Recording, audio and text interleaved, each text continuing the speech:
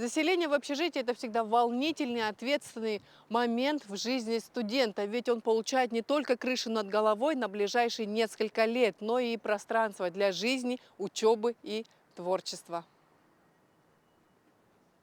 Всего в университете 14 объектов проживания, предназначенных для студентов, и более 5500 койко-мест. В летний период был проведен плановый ремонт общежития, отделочные работы, локальный ремонт кровли, замена входных групп. Помимо этого продолжается работа по утеплению температурных швов определенных общежитий.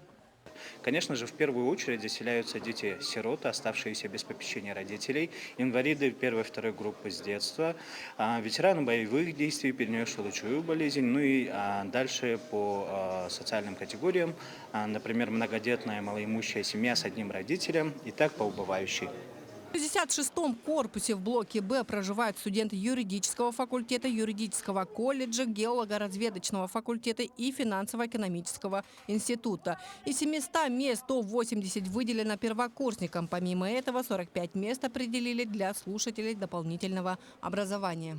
Год при заселении студента проходят медосмотр, и по договору они заселяются сразу в общежитие, подходят и проходят инструктаж. А первокурсники с новым договором, с медосмотром подходят на заселение. И оплату производят онлайн. Студентка второго курса Катерина Никифорова поделилась своими впечатлениями, рассказала про удобство общежития и насколько хорошо и удобно жить вместе с однокурсниками. Да, очень интересно.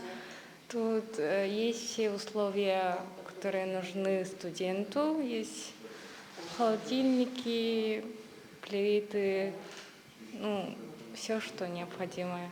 И тут есть, ты живешь с друзьями, общаешься, и ты студенческой жизни привыкаешь.